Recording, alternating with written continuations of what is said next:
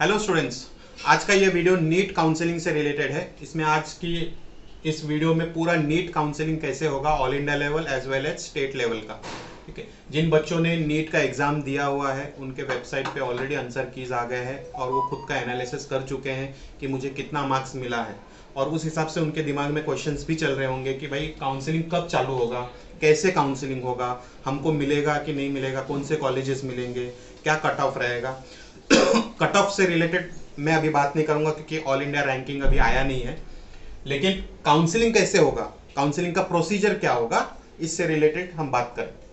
तो सबसे पहले ऑल इंडिया लेवल का जो 15% का कोटा है वो काउंसलिंग पहले स्टार्ट होगा, और पैरेलली आपका स्टेट कोटा भी चालू होगा जिनमें 85% है। यानी ये दोनों काउंसलिंग सेशंस अलग अलग बॉडी कंडक्ट करेगी। ऑल इंडिया लेवल का जो काउंसलिंग होगा it is conducted by medical counselling of committee, और जो स्टेट है तो state counselling of medical counselling committee से कंडक्ट होने वाले। तो दोनों का काउंसलिंग प्रोसेस दोनों अलग अलग बॉडी कंडक्ट करने वाली है, लेकिन सबसे पहले जो राउंड होगा वो ऑल इंडिया लेवल का। तो हम बात करते हैं पहले ऑल इंडिया लेवल किस तरह होगा। ऑल इंडिया लेवल कोटा जो 15% है उसके एमसीसी के साइट पे आपको जाके पहले आपको रजिस्ट्रेशन करना है। रजिस्ट्रेशन करने के बाद आपका राउंड 1 चालू होगा। राउंड 1 में जैसे ही राउंड 1 का अलॉटमेंट होगा और राउंड 1 का अलॉटमेंट का प्रोसीजर चालू होगा, वेरिफिकेशन और एडमिशन प्रोसेस, तो साइमल्टेनियसली आपका स्टेट बोर्ड का रजिस्ट्रेशन स्टार्ट हो जाएगा। जैसे ही round 1 of all India level का खत्म हो जाएगा, स्टेट कोटा का राउंड 1 स्टार्ट हो जाएगा। तो ये पैरेलल चलने वाला है, यानी ये जैसे राउंड 1 ये खत्म हो जाएगा, आपका स्टेट का राउंड 1 चालू हो जाएगा। और ये जैसे प्रोसेस चालू होगा, यहाँ पे स्टेट में जिसको अलॉटमेंट होगा, स्टेट में प्रोसीजर चालू हो जाएगा, admission process for colleges. Simultaneously यहाँ पे राउंड 2 स्टार्ट हो जाएगा। तो आप देखोगे कि कहीं भी डेट क्लैश नहीं हो रहे। यहाँ पे प्रोसीजर चालू हो रहा है तो राउंड चालू हो रहा है, यहाँ पे प्रोसीजर चालू हो रहा है तो वहां पे राउंड हो रहा है। तो सेम टाइमिंग या सेम डेट पे कोई भी राउंड चालू नहीं हो रहा है। ठीक है, तो जैसे ही round 2 of all India level का खत्म होगा, यहाँ पे राउंड 2 स्टेट लेवल का चालू होगा। दोनों लेवल में राउंड 1 और राउंड 2 में जितने भी सीट्स वैकेंट रहेंगे, उसके बाद जो होगा वो मॉप राउंड होगा। यानी जितने भी सीट्स वैकेंट थे, जिनको जिनको कॉलेज को अलॉटमेंट नहीं मिला है, वो पूरा मॉप अप राउंड में आएगा। और मॉप अप राउंड ये फिजिकल होगा। ये 2 राउंड आपका ऑनलाइन होने वाला है और ये फिजिकल होगा। यानी आपका पूरा डॉक्यूमेंटेशन आपको तैयार रखना है। मॉप अप राउंड में जैसे ही अलॉटमेंट होगा या फर्स्ट कम फर्स्ट बेसिस पे ये राउंड होने वाला है। तो जैसे ये mop up round all India level का खत्म होगा, साइमल्टेनियसली स्टेट बोर्ड का मॉप अप राउंड चालू हो जाएगा। तो ये काउंसलिंग का प्रोसीजर होगा। राउंड 1, राउंड 2, राउंड 1, राउंड 2, जहां पे ये दोनों ऑनलाइन चलेंगे, और मॉप राउंड आपका फिजिकल होगा। इसके आगे कि अब राउंड 1 में किसको अलॉटमेंट होता है तो उसके आगे प्रोसीजर क्या है, अलॉटमेंट एक्सेप्ट करना है नहीं करना है, उसके रिलेटेड हम बात करेंगे। स्टूडेंट्स, हम कुछ केसेस पे बात करते हैं। जैसे हमने पहले रजिस्ट्रेशन किया, रजिस्ट्रेशन के बाद राउंड 1 ओपन हुआ। राउंड 1 ओपन होते ही आपका चॉइस फिलिंग ऑफ कॉलेजेस आ जाता है। यानी आप 1 से लेके 300 के कॉलेजेस ऑप्शंस चॉइस करके आपको लॉक करना होता है। अगर आप अपने चॉइस को लॉक नहीं करोगे तो आप आगे के राउंड के लिए या अलॉटमेंट के लिए एलिजिबल नहीं हो, तो आपको लॉक करना ही होता है। तो फर्स्ट केस हम लेते हैं कि राउंड 1 में हमने चॉइस फिलिंग किए और उसको लॉक कर दिए, और फिर अलॉटमेंट का डेट आता है। तो समझो अलॉटमेंट में मुझे कोई सीट ही नहीं मिला, सीट में नॉट अलॉटेड, मुझे कोई सीट नहीं मिला। So I am eligible for round 2 with the same registration. आपको बाद में रजिस्ट्रेशन नहीं करना है, सेम रजिस्ट्रेशन होने के बावजूद आप सेकेंड राउंड के लिए एलिजिबल हो। लेकिन एलिजिबल किस मामले में, इसमें आप कोई भी एडिट ऑप्शन नहीं कर सकते हो। जो आपने राउंड 1 में चॉइस ऑफ फिलिंग लॉक किया था वही same choice of filling continue होगा फॉर राउंड 2। अगेन राउंड 2 में भी मुझे कॉलेज कोई अलॉट नहीं होता है, then I am eligible for mop up round. लेकिन यहाँ पे भी आप कोई चेंजेस नहीं कर सकते हो। एज इट इज जो कॉलेजेस आपने फिल किया था, जो लॉक किया कॉलेज है, वही कॉलेज कंटिन्यू होगा।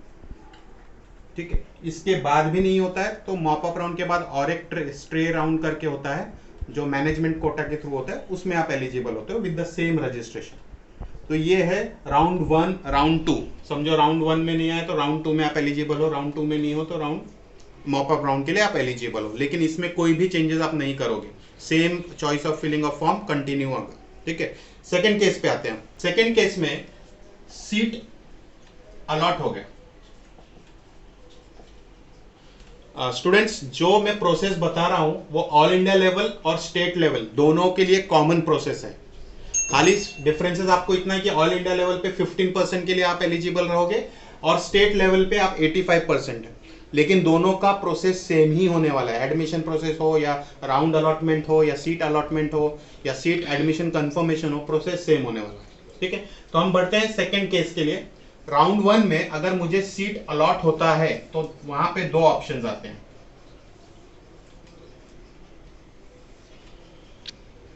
सीट अलॉटमेंट के बाद मुझे वहां कॉलेज में जाके रिपोर्ट करना है।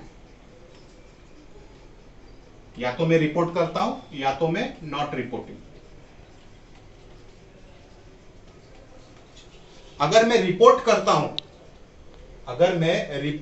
हूं तो again I am eligible for round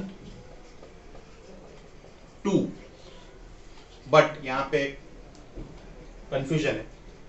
report करने के बाद मैं एलिजिबल फॉर राउंड 2 हूं, लेकिन यहां पे मुझे कॉलेज चेंज करने का ऑप्शन नहीं मिलने वाला है। आई am eligible only for the betterment, यानी मेरा स्कोर अच्छा है, मुझे शायद इससे अच्छा कॉलेज मिले जो मिला है, उसके लिए मैं एलिजिबल हूं। आप कॉलेज चेंज नहीं कर पाओगे, यानी मैं शफलिंग वगैरह कुछ नहीं कर पाऊंगा, आप ऑप्शंस को चेंज नहीं कर पाओगे। आपको बेटरमेंट ऑप्शन के लिए आप एलिजिबल हो। सेम फॉर यहां पे भी मॉप अप राउंड में आप एलिजिबल हो, लेकिन फिर मैं बता रहा हूं कि आप कॉलेज चेंज नहीं कर पाओगे। आप सोचोगे नहीं नहीं मुझे जो कॉलेज लगा है मुझे नहीं लेना है, नहीं, आपको बेटरमेंट के लिए आपको एलिजिबिलिटी मिली हुई है, चेंजिंग के लिए नहीं। यानी उससे और बेटर कॉलेज अगर आपको मिलेगा तो राउंड 2 में मिलेगा। समझो राउंड 2 में नहीं मिला तो मॉप अप राउंड में शायद उससे अच्छा कॉलेज मिले। ठीक है, ये फर्स्ट केसेस हो गया। सेकेंड केस है कि मैं रिपोर्ट ही नहीं कर रहा हूं, मुझे कॉलेज अलॉट हो गया but I am not reporting to the colleges, तो यहां पे आपका रजिस्ट्रेशन कैंसिल होगा। यानी आपने जो रजिस्ट्रेशन किया है वो कैंसिल हो जाएगा and for that round you will not be eligible, वो कैंसिल हो जाएगा, but you will be eligible for the round 2। आप सेकेंड राउंड के लिए एलिजिबल रहोगे, बट यहां पे अगेन कंडीशन है कि आपको वापिस फ्रेश रजिस्ट्रेशन करना होगा। यानी जो पहला रजिस्ट्रेशन आपने किया था वो कैंसिल हो जाएगा। अगर आपको सेकेंड राउंड में जाना है तो आपको रजिस्ट्रेशन करना पड़ेगा। अगेन यहां पे कॉलेज लगता है और आप अगर नॉट रिपोर्टिंग कर रहे हो तो वापस मॉप अप राउंड के लिए आपको अगेन फ्रेश रजिस्ट्रेशन करना पड़ेगा।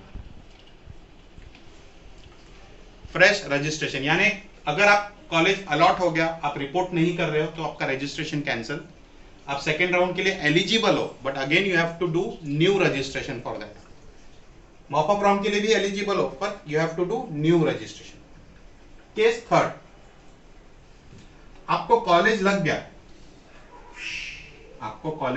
गया,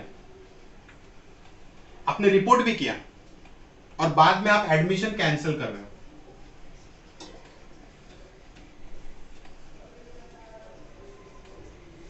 आप बाद में एडमिशन कैंसिल कर रहे हो तो आप राउंड से बाहर हो जाओगे, यानी आप राउंड 2 के लिए भी नहीं एलिजिबल हो, मॉप अप राउंड के लिए भी नहीं एलिजिबल। क्यों? क्योंकि गवर्नमेंट ने आपके प्रेफरेंस के हिसाब से आपको कॉलेज दिया था जो आपने कैंसिल कर दिया। So now you would not be eligible for any of the round.